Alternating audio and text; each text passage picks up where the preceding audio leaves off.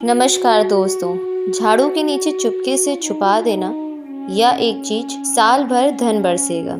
अगर आप सभी उपाय करने से चूक जाते हैं तो इससे अच्छा मौका पूरे साल आपको नहीं मिलेगा। इस वीडियो को अच्छे से देखें या हम आपको पहले ही बता दे रहे हैं। हम आपको बताएंगे कि झाड़ू के नीचे छुपा देना या एक गुप्त चीज साल भर बरसेगा आपके घर में पैसा। भक्तों, आज की वीडियो बहुत ही ज़्यादा ज्ञानवर्धक रहने वाली है। एक ऐसा गुप्त उपाय बताएंगे जो कि आपको ज़रूर ही कर लेना चाहिए। आप मानो या ना मानो, हमारा काम है सलाह देने का। हम तो केवल आपको सलाह ही दे सकते हैं। कुछ महानुभाव तो वीडियो को अधूरी छोड़ देंगे, फिर उन्हें अगले साल भी फूटी कौड़ी भी नहीं मिलेगी। भक्तों, इस गुप्त उपाय को करने के बाद आपको धनवान होने से दुनिया की कोई भी ताकत नहीं रोक पाएगी। खुद लक्ष्मी माँ आपके घर में दौड़ी चली आएंगी। भक्तों, यह गुप्त उपाय झाड़ू से संबंधित होता है और आप सभी तो जानते हो कि यानी रात में आपको लक्ष्मी माँ को प्रसन्न करने के लिए झाड़ू के नीचे बस यह एक चीज़ रखनी है और फिर देखिए किस तरह से आपकी सोई हुई किस्मत चमक उठेगी। भक्तों, से पहले झाड़ू के नीचे एक छोटी सी गुप्त चीज़ आपको छुपा देनी है। वह ऐसी कौन सी गुप्त चीज़ है, कहाँ रखनी चाहिए? भक्तों, पूज्य गुरु ने दिन करने योग कुछ ऐसे विशेष उपाय बताए हैं जो उन्होंने आज तक कभी नहीं बताया। महिलाएं बिना किसी को बताए चुपचाप घर के हल्दी के डिब्बे में डाल दें। यह एक छोटी सी चीज़ जीवन सुखों से भर जाएगा। जीवन भर इतना पैसा आएगा कि आप संभाल नहीं पाओगे। ऐसा मौका फिर दोबारा कभी नहीं आएगा। भक्तों, जैसा कि आप सभी लोग जानते हैं, अगर कुछ धन हासिल के उपाय कर लिए जाएं तो पूरे साल आपका धन धान्य से भर जाएगा। इसीलिए भक्तों, यह दिन बहुत विशेष होने वाला है और इस विशेष दिन पर पूज्य गुरु जी ने कुछ ऐसे विशेष उपाय बताए हैं जिन्हें अगर आप कर लेते हैं तो यकीन मानिए भक्तों, आपका पूरा जीवन पूरी तरीके से बदल जाएगा। आपको यह उपाय सिर्फ एक दिन कर लेना है और गुरुजी ने कहा कि आप कुछ ही दिनों में देखेंगे कि आपके जीवन में कितना बड़ा चमत्कार हुआ है। धन हासिल के नए नए मार्ग बन जाएंगे। जीवन से सारी बाधाएं समाप्त हो जाएंगी और जीवन भर सुख समृद्धि की हासिल होगी। आपको यह विशेष उपाय इस दिन ज़रूर करना है क्योंकि ऐसा मौका फिर दोबारा कभी नहीं आएगा। तो चलिए जानते हैं इस विशेष उपाय के बारे में। परंतु उससे पहले एक विनती है कि अगर आप चैनल पर नए हैं तो कृपया चैनल को सब्सक्राइब ज़रूर कर लें। हे माता लक्ष्मी, आपके इस वीडियो को जो भी लाइक और चैनल को सब्सक्राइब करे उसके जीवन में कभी भी धन की कमी ना हो। भक्तों, पूज्य गुरु जी ने अभी अपनी 2 दिन पहले की कथा में एक विशेष उपाय बताया है जो उन्होंने आज तक अपनी किसी भी कथा में नहीं बताया। पूज्य गुरु जी ने कहा कि जब आपके हाथ तंग चल रहे हों, जब रुपए पैसे कहीं से हासिल ना हो पा रहे हों, जीवन में चारों तरफ से सिर्फ और सिर्फ परेशानियां आ गई हों और उनसे निजात पाने का कोई भी तरीका ना दिखाई दे, बस यह गुप्त चीज़ उस झाड़ू के नीचे रख देना जीवन के हर कष्टों से, हर दोष से, चाहे वह वस्तु दोष हो या छड़ दोष हो, सबसे तुरंत छुट्टी मिल जाएगी। आपको माता लक्ष्मी जी का ऐसा वरदान मिलेगा, ऐसा आशीर्वाद मिलेगा जिसके बाद आपके जीवन में होगी धन की वर्षा। बन जाओगे आप धनवान। तो अगर आप यह झाड़ू वाला गुप्त उपाय करें तो आपके घर से जितनी भी निर्धनता है वह दूर हो जाएगी। परंतु आपको बता दें कि लक्ष्मी माँ जी का स्वरूप ही झाड़ू को ही समझा जाता है। भक्तों, झाड़ू तो हर किसी के घर में होती है। शायद ही ऐसा कोई घर होगा जिसके घर में झाड़ू ना हो। परंतु क्या आपको पता है, झाड़ू को सीधे तौर पर धन की देवी माता लक्ष्मी से जोड़कर देखा जाता है और झाड़ू को लेकर बहुत से शुभ और अशुभ संकेत भी होते हैं। झाड़ू कैसे रखें, कहाँ रखें, कब खरीदना है, किस दिन हमको क्या छुपा कर रखना चाहिए, रात्रि को सोने से पहले कि जीवन की हमारी सारी परेशानियां खत्म हो जाएं, आइए जानते हैं। भक्तों, आप सभी तो जानते हैं कि झाड़ू जो है वह लक्ष्मी माता जी का प्रतीक समझा जाता है और या तो हमारे खुद शास्त्रों और ग्रंथों में लिखा हुआ है कि झाड़ू निर्धनता रूपी परेशानियों को घर से घर निकाल देती है, जीवन से भगा देती है या गरीबी को जड़ से ख़त्म कर देती है। आज हम आपको एक खास बात बताएंगे। झाड़ू हर किसी के घर में पाई जाती है। झाड़ू हमारे घर के गृह कलेश को खत्म करता है। झाड़ू धन को हमारी तरफ की ओर खींचता है। लक्ष्मी माँ का वास होता है झाड़ू में। अगर आपने या एक गुप्त चीज झाड़ू के नीचे छुपा दी तो आपको धनी होने से कोई नहीं रोक पाएगा। भक्तों, सबसे पहले सूर्यास्त के बाद कभी भी झाड़ू नहीं लगानी चाहिए, परंतु अगर आप लगाते हैं तो कुछ गलतियां भूल कर भी ना करें। मान्यता के अनुसार जो भी मनुष्य ऐसा करता है उससे लक्ष्मी माँ क्रोधित होकर चली जाती हैं। झाड़ू के नीचे ऐसा क्या दबाकर रख दें रात को सोने से पहले कि जीवन की सारी खुशियाँ इकट्ठी हो जाएं।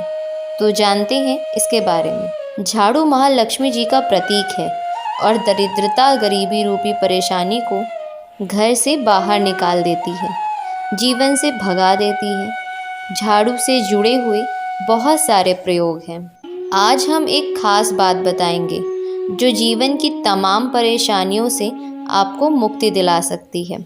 वैसे तो झाड़ू माँ लक्ष्मी जी का प्रतीक समझा जाता है और आर्थिक संपत्ति के लिए कई तरह से हम प्रयोग करते हैं, परंतु कभी कभी छोटी छोटी चीज़ें भी बहुत मायने रखती हैं। तो आज हम खास बात करेंगे झाड़ू को लेकर।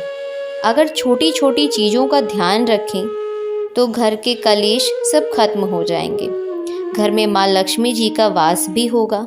अगर हम ज्योतिष की माने तो झाड़ू का महत्व सबसे ज़्यादा यह होता है कि यह बीमारियों को दूर करने वाली है। शीतला माता भी अपने हाथों में एक झाड़ू लिए रहती हैं, इसीलिए झाड़ू का प्रयोग करने के समय कुछ बातों का ध्यान रखना चाहिए। आप झाड़ू को सूर्यास्त के बाद बिल्कुल भी ना लगाएं।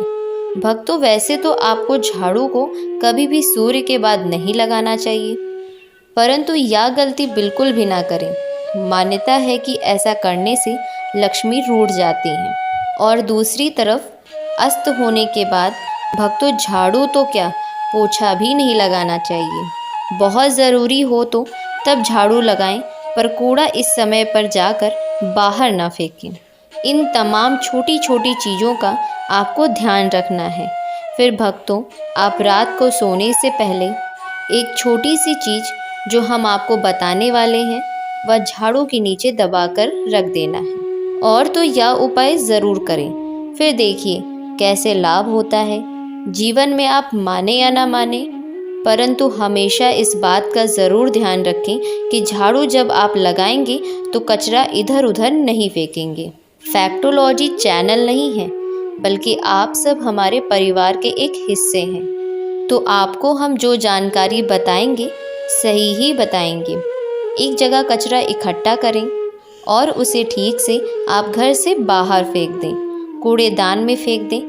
और भक्तों, आपको जैसा बताया कि झाड़ू आपको शाम के समय नहीं लगानी चाहिए, परंतु अगर मान लीजिए बहुत ज़रूरी हो गया है तो रात में अगर आपको झाड़ू लगाना पड़ रहा हो तो उसके लिए आप क्या करेंगे? कोई कपड़ा लें, आप कोई ख़राब कपड़ा लें या डस्टिंग का कपड़ा हो उसे आप ले सकते हैं और उससे आप सारा कचरा समेट लें और घर के किसी कोने की तरफ या किसी दीवार की तरफ आप कचरे को इकट्ठा कर दें। इस कचरे को रात के समय ही बाहर फेंकने की गलती ना करें और सुबह होने के बाद ही आप इसको घर से बाहर करें, वरना भक्तों, घर में जो आपका धन आता है उसका आगमन रुक जाएगा, उस पर असर पड़ता है।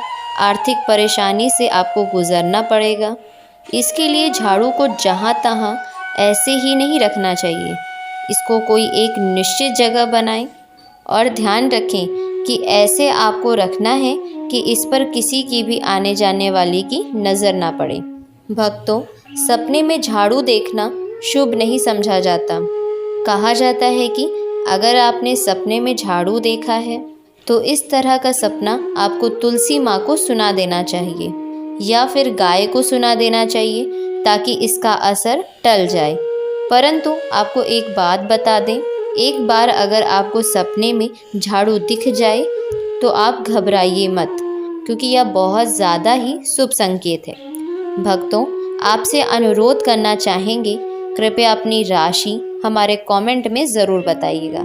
भक्तों, समझा जाता है कि अगर आपको एक में सपने में झाड़ू दिख जाए तो इसका मतलब है कि जल्द ही आप पर माँ लक्ष्मी की कृपा बरसने वाली है।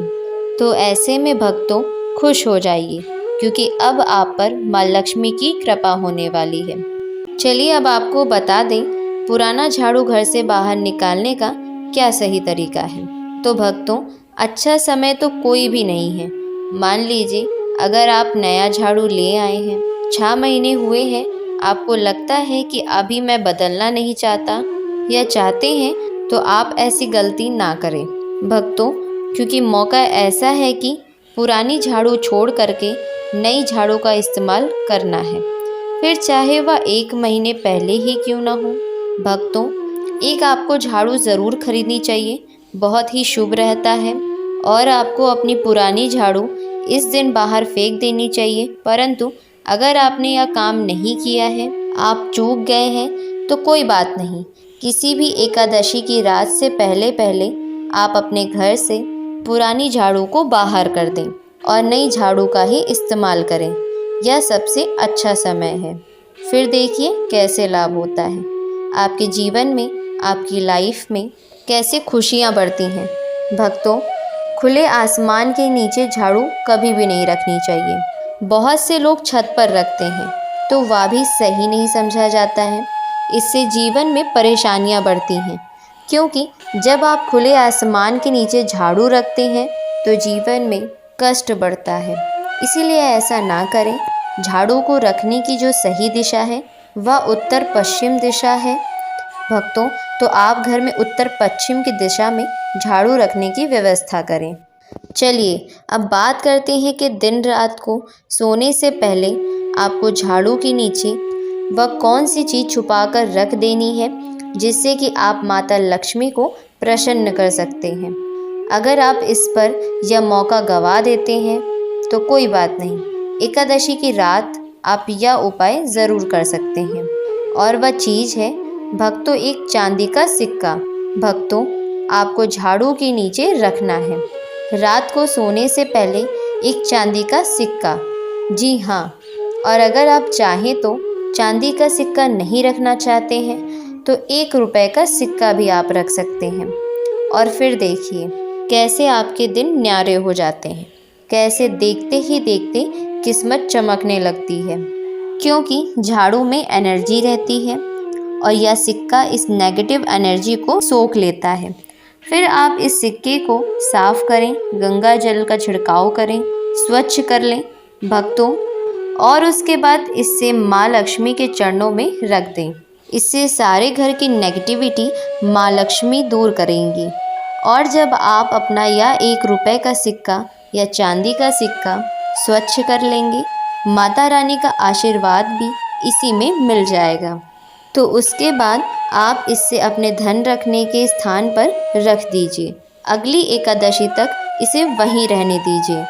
और अगर आप चाहें तो अगली एकादशी पर भी आप इसका प्रयोग दोबारा कर सकते हैं। यह काम तो आपको ज़रूर ही करना है। किसी भी गरीब के घर जाइए, अपने सामर्थ्य के अनुसार कपड़े, धन, मिठाई दे करके उनकी सहायता करें। ऐसा करने पर राहु हो या केतु हो, कोई भी ग्रह हो, उनके दोष शांत हो जाते हैं और कार्यों में आ रही बाधाएं भी दूर हो जाती हैं। के दिन भगवान विष्णु और माता लक्ष्मी की पूजा करते हैं तो यह अत्यंत शुभ फलदायी समझा जाता है। इस दिन रात्रि के समय देवी सूक्त और श्री सूक्त का 11 बार पाठ करना अति लाभकारी होता है। आप चाहें तो श्री सूक्त का 5 या 11 बार पाठ लक्ष्मी सहस्त्र नाम या विष्णु सहस्त्र नाम का 11 बार पाठ कर सकते हैं। माँ लक्ष्मी को कमल का फूल अर्पित करना और घर में कमल गट्टे लाना विशेष शुभ माना जाता है। यदि आपको कमल गट्टे घर लाकर माँ को अर्पित करते हैं तो यह आपकी समृद्धि को बढ़ा सकता है। जोड़ी दक्षिणव्रती शंख, गोमती चक्र, पीली कड़ियाँ, शक्ति श्री यंत्र, हल्दी की गांठ या धनिया के बीज चढ़ाने से विशेष फल हासिल होता है।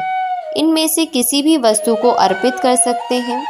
एक महत्वपूर्ण उपाय यह है कि एक रात 4 काली मिर्च के दाने लेकर चौराहे पर जाएं और चारों दिशाओं में एक एक दाना फेंक दें। इसके बाद बोलें कि दरिद्रता घर से बाहर जाओ, लक्ष्मी माँ घर पे आओ। ऐसा करते समय पीछे मुड़कर ना देखें और सीधे घर लौट आएं। यह उपाय घर से दरिद्रता को दूर करता है।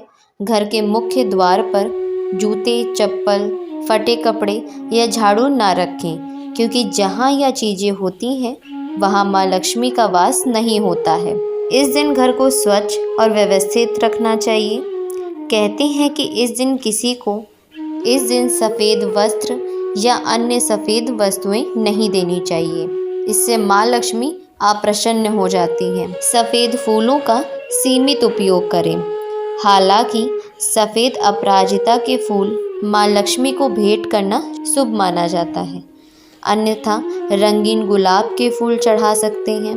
भगवान विष्णु का केसर मिश्रित दूध से अभिषेक करने से वे प्रसन्न होते हैं। भगवान श्री विष्णु को पीले वस्त्र अर्पित करें और इन वस्त्रों को बाद में गरीबों को दान दे दें। यदि आप कर्ज से मुक्ति चाहते हैं, किसी पीपल के पेड़ पर जल चढ़ाएं और शाम के समय वहां दीपक लगाएं। पीपल के भगवान विष्णु का वास समझा गया है। दक्षिणवर्ती शंख में जल भरकर भगवान विष्णु का अभिषेक करें।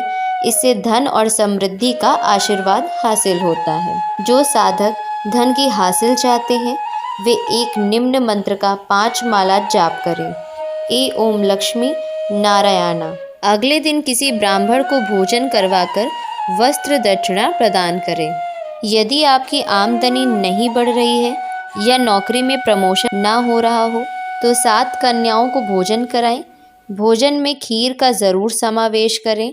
इससे आपकी समस्याएं शीघ्र समाप्त होंगी। इसके अतिरिक्त पूजा करते समय भगवान विष्णु की मूर्ति के पास कुछ पैसे रखें और पूजा के बाद इन्हें अपने पर्स में रख लें।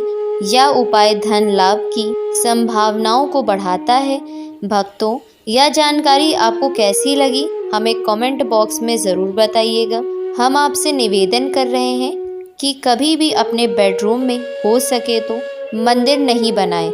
ऐसे नहीं बोल रहे हैं, हम आपसे यह बोल रहे हैं कि पति पत्नी को संबंध बनाना चाहिए, परंतु घर के मंदिर अलग होना चाहिए।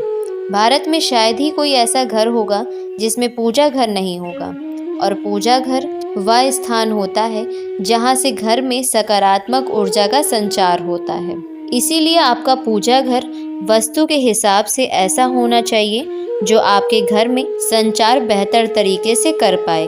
अक्सर आप लोगों ने देखा होगा हम पूजा घर में कितनी मूर्तियाँ रखते हैं, परंतु पूजा घर में कुछ ऐसी भी चीज़ें रख देते हैं जिसकी वजह से घर तरक्की करने की बजाय नीचे डूब जाता है। अक्सर लोगों को गलतफहमी हो जाती है जो वास्तु शास्त्र को हल्के में लेते हैं और घर में रखी चीज़ों को जहां पर रखना चाहिए वहां पर नहीं रख पाते। और वीडियो शुरू करने से पहले आपसे निवेदन है कि कमेंट बॉक्स में जय हनुमान जय सीताराम ज़रूर लिखें। जो भी भक्त इस वीडियो को देख रहे हैं उसके घर में कोई भी परेशानी नहीं आए और पूरा परिवार सुख शांति से अपना जीवन यापन करे। अगर तुम में से कोई भी बजरंगबली जी को मानता है तो अगर सच में ही भक्त हैं तो आप इस वीडियो को लाइक करें और नीचे कमेंट बॉक्स में एक बार जय सीताराम लिख देना। जो भी भक्त कमेंट बॉक्स में जय सीताराम लिखेगा तो उसके मन में जो भी मनोकामना है वह पूरी कर देना। दोस्तों, पूजा घर में या चीज़ों का रखना होता है अशुभ, धन का हो जाता है नाश। इसी के साथ इस वीडियो में हम जानेंगे उन विशेष चीज़ों के बारे में जिनका पूजा घर में होना बेहद आवश्यक है। अगर घर में सुख समृद्धि चाहिए तो यह 3 चीज़ें पूजा घर में होनी ज़रूर चाहिए। स्वयं भगवान श्री कृष्ण ने बताया है, प्रत्येक मनुष्य अपने घर में एक छोटा सा पूजा घर अथवा मंदिर ज़रूर बनाता है, जिसके अंदर वह अपने सभी प्रिय देवी देवता तथा उनसे जुड़ी महत्वपूर्ण चीज़ें श्रद्धा भाव के साथ रखता है। वह अपने मंदिरों में देवी देवताओं की तस्वीर, पूजा पाठ का सामान इत्यादि चीज़ों को भी रखता है। परंतु हमारे शास्त्रों में मंदिर के अंदर कुछ चीज़ें रखना जितना फलदायक होता है, उतना ही कुछ चीज़ों का रखना अमंगल और अशुभ होता है। या कुछ वस्तुएं ऐसी हैं जिनसे घर में नकारात्मक बनी रहती है और लड़ाई झगड़े कलेश और नुकसान ही नुकसान बने रहते हैं। आज हम जानेंगे ऐसे ही अशुभ चीज़ों के बारे में जिन्हें कई लोग जाने अनजाने में घर के मंदिर में रख देते हैं। अगर आपके भी ऐसी चीज़ें रखी हुई हैं तो उन्हें तुरंत वहां से हटाकर किसी दूसरे स्थान पर रख दें, परंतु भूल से भी ना रखें। लोग ऐसा इसलिए करते हैं क्योंकि उन्हें लगता है कि यह चीज़ें धार्मिक हैं और इनकी भी पूजा की जानी चाहिए। तो दोस्तों, भगवान श्री कृष्ण कहते हैं कि कलयुग में मनुष्य कुछ अशुद्ध चीज़ों को धार्मिक मानकर उनकी पूजा करेगा, जिसे शास्त्रों में वर्जित माना गया है। भगवान श्री कृष्ण ने इसकी भविष्यवाणी पहले से की हुई थी कि कलयुग में मनुष्य अधार्मिक और अशुद्ध चीज़ों की भी पूजा करेगा। दोस्तों, दीपक और धूप दान की भारत की परंपरा मिट्टी से जुड़ी हुई है, इसीलिए मंदिर में पारंपरिक एक मिट्टी का दीपक ज़रूर होना चाहिए। अगर आप मिट्टी का दीपक नहीं रख पाते हैं तो धातु के दीपक का उपयोग ज़रूर करें। अगर भगवान में आपकी आस्था ज़्यादा हो तो आप उपला रखकर गुड़ और घी का धूप भी दे सकते हैं। ऐसा करने से घर में सुख शांति बनी रहती है। दूसरी चीज़ यह है कि स्वास्तिक घर के मंदिर में ज़रूर होना चाहिए। या तो आप इसे रोली से बना लें, क्योंकि स्वास्तिक आपके घर की शक्ति, सौभाग्य, समृद्धि और शुभता का प्रतीक समझा जाता है। यही मुख्य कारण है कि कोई भी शुभ कार्य करने से पहले स्वास्तिक का चिन्ह ज़रूर बनाया जाता है। तीसरी चीज़ यह है कि कलश। भगवान श्री कृष्ण कहते हैं, कलश सुख और समृद्धि का प्रतीक है। अपने मंदिर में रोली कुमकुम से स्वास्तिक बनाकर उस पर मंगल कलश जरूर रखें। ऐसा करने से घर में सदैव समृद्धि बनी रहती है और ऐश्वर्य की प्राप्ति होती है। चौथी चीज़ है शंख। बहुत ही कम लोग जानते हैं कि शंख की उत्पत्ति समुद्र मंथन के 14 रत्नों के साथ हुई थी। इसी कारण से शंख महालक्ष्मी को अत्यंत प्रिय होता है। शंख की ध्वनि से सकारात्मक ऊर्जा का भी संचार होता है, इसीलिए मंदिर में शंख जरूर रहना चाहिए। शंख के घर में उपस्थित से महालक्ष्मी भी प्रसन्न होती हैं और उस घर में कभी भी धन की कमी महसूस नहीं होती है। पांचवी चीज़ है घंटी। मंदिर में घंटी ज़रूर देखी होगी, क्योंकि घंटी को शुभ माना जाता है। इसीलिए जब घर के मंदिर में घंटी की आवाज़ होती है, वहाँ का वातावरण शुद्ध और पवित्र बनता है। जिस घर में पूजा के दौरान घंटी बजाई जाती है, उस घर के आसपास की सभी नकारात्मक शक्तियाँ दूर हो जाती हैं और साथ ही सुख समृद्धि के द्वार खुलने लगते हैं। तो यह है वह वस्तुएं जिन्हें घर के मंदिर में आपको रखना चाहिए। आइए अब जान लेते हैं कि घर के मंदिर में कौन सी चीज़ें हैं जो नहीं रखनी चाहिए। सबसे पहली बात, गणेश जी की विषम संख्या में मूर्ति। घर में कभी भी गणेश जी की मूर्ति 3 अथवा 5 ऐसे विषम संख्या में ना रखें। अपने मंदिर में गणेश जी की केवल 2 मूर्तियां रखें, इसे शुभ माना जाता है। अगर आप अपने मंगल की कामना करते हैं तो गणेश जी की मूर्ति मुख्य द्वार पर अंदर की तरफ मुख करके लगा लें। कई लोग यह गलती करते हैं कि मुख्य द्वार पर गणेश जी की मूर्ति बाहर की ओर मुख करके लगाते हैं, जिससे उन्हें काफ़ी दिक्कतों का सामना करना पड़ता है। अगर आप चाहें तो मुख्य द्वार के दोनों ओर लगा दें। मुख्य द्वार के अंदर की ओर लगा सकते हैं, परंतु बाहर की ओर कभी भी मत लगाइएगा। दूसरी चीज़, टूटे हुए चावल। अपने मंदिर में कभी भी टूटे हुए चावल नहीं रखने चाहिए। इसके साथ ही पुराने चढ़ाए हुए चावल अधिक समय तक ना रखें। यह नकारात्मक ऊर्जा फैलाते हैं। यह बात भी ध्यान रहे कि आप मंदिर में रखने वाले चावलों का इस्तेमाल हल्दी में भिगोकर ही करें। इससे आपको अधिक शुभ परिणाम मिलेगा। तीसरी चीज़ है पूर्वजों की तस्वीर। अगर आपके घर के मंदिर में अपने पूर्वजों की तस्वीर रखी है तो उसे तुरंत वहां से हटा दें, क्योंकि वास्तुशास्त्र में पूजा घर में मृत परिजनों की तस्वीर रखना अशुभ समझा जाता है। इससे अशुभ परिणाम प्राप्त होते हैं। मृतक परिजन पूजनीय और सम्मानीय हैं, किंतु उनका स्थान देवताओं के बराबर नहीं होता है। मृत परिजनों की तस्वीर घर के पूजा घर में से पूजा घर का वातावरण भी नकारात्मक हो जाता है, जिसका अशुभ परिणाम हमें भुगतना पड़ता है। कई लोग साधु संत की मूर्तियां भी अपने मंदिर में रखते हैं अथवा साधु संतों की तस्वीरें भी पूजा घर में रख देते हैं, परंतु ऐसा करना अशुभ समझा जाता है। अगर आप किसी साधु संत को मानते हैं तो उनकी तस्वीर दीवार पर लगा सकते हैं, परंतु पूजा घर में भूल से भी ना रखें। भैरव जी और शनि देव की मूर्ति को घर में नहीं रखना चाहिए। भैरव जी, शनि देव अथवा काली माता की मूर्ति भी नहीं रखनी चाहिए। इसी के साथ ही माता लक्ष्मी की खड़ी हुई मूर्ति की भी पूजा नहीं करनी चाहिए। माता लक्ष्मी सदैव ही बैठी हुई मुद्रा में होनी चाहिए। इस तरह से हमें पूजा घर में इन मूर्तियों को नहीं रखना चाहिए। आइए अब जानते हैं उन विशेष वस्तुओं के बारे में जो आपकी पूजा घर में जरूर होनी चाहिए। इन चीजों की पूजा घर में होने से घर में होती है धन की वर्षा। माँ लक्ष्मी करती हैं घर में स्थायी रूप से वास। तो पहली चीज, हमारे शास्त्रों में गंगा जल को अत्यंत पवित्र समझा गया है, इसीलिए पूजा घर में गंगा जल का होना अति आवश्यक है। गंगा नदी सभी पापों को नष्ट करने वाली है तथा सभी व्याधियों का नाश करने वाली है। इसीलिए अगर आपके पूजा घर में एक तांबे के छोटे से पात्र में आप गंगा जल भरकर रखते हैं तो इससे आपके पूजा घर की शुद्धता बनी रहेगी और आपको आपकी पूजा का संपूर्ण फल प्राप्त होगा। दूसरी चीज है कलश। शास्त्रों में कलश को पूर्णता का प्रतीक समझा गया है। चाहे वह सत्यनारायण की पूजा हो या फिर दिवाली की हो या फिर नवरात्रि का पर्व हो, किसी भी तरह का उत्सव हो तथा मांगलिक कार्य हो, कलश की स्थापना किए बिना सब कुछ अधूरा समझा गया है।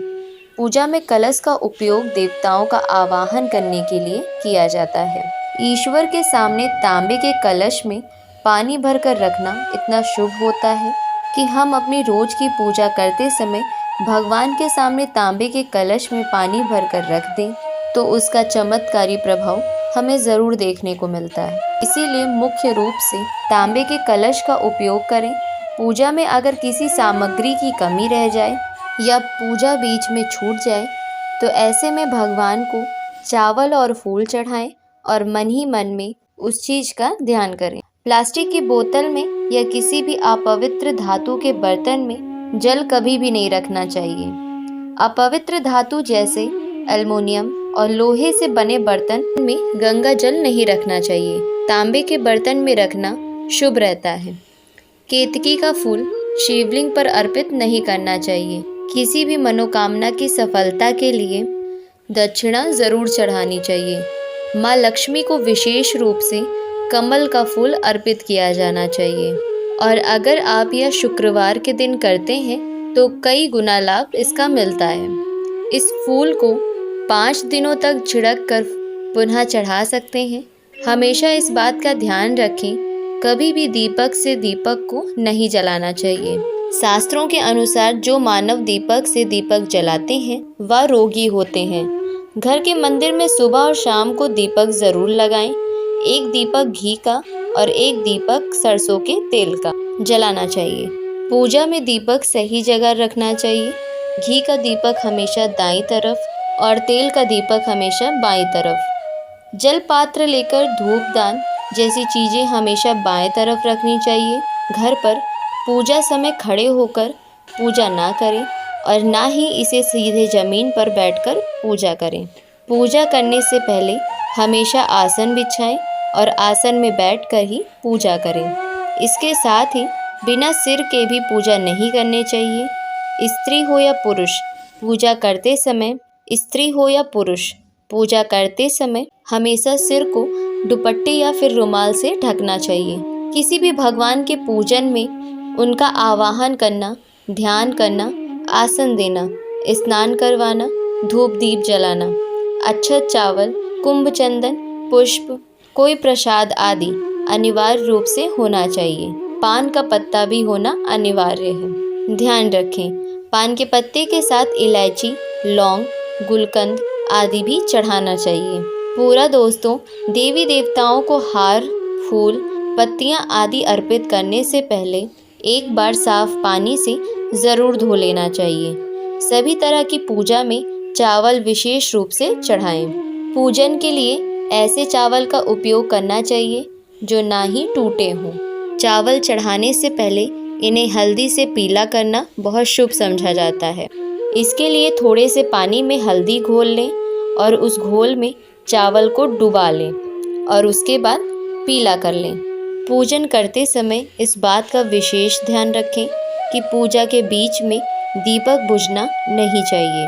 ऐसा होने पर पूजा का पूर्ण फल प्राप्त नहीं हो पाता है। भगवान विष्णु को प्रसन्न करने के लिए पीले रंग का रेशमी कपड़ा चढ़ाना चाहिए। सूर्य देव और श्री गणेश जी को प्रसन्न करने के लिए लाल रंग का, भगवान शिव को प्रसन्न करने के लिए सफ़ेद वस्त्र अर्पित करना चाहिए। किसी भी तरह के पूजन में कुल देवता, कुल देवी, घर के वास्तु देवता, ग्राम देवता आदि का ध्यान करना भी आवश्यक है। इन सभी का पूजन भी करना चाहिए। पूजन में हम जिस आसन पर बैठते हैं उसे पैरों से इधर उधर खिसकाना नहीं चाहिए। आसन को हाथों से ही खिसका सकते हैं। यदि आप प्रतिदिन एक दीपक भी घर में जलाएंगे तो घर के कई वास्तु दोष भी दूर हो जाएंगे। सूर्य, गणेश, दुर्गा, शिव और विष्णु या पंचदेव कहलाते हैं। इनकी पूजा सभी कार्यों में अनिवार्य रूप से की जानी चाहिए। प्रतिदिन पूजन करते समय इन पंचदेव का ध्यान करना चाहिए। इससे लक्ष्मी कृपा और समृद्धि प्राप्त होती है। तुलसी के पत्तों को अर्पित करना चाहिए और अगर आप यह शुक्रवार के दिन करते हैं तो इसका कई गुना लाभ मिलता है। इस फूल को 5 दिनों तक जल छिड़ककर पुनः चढ़ा सकते हैं।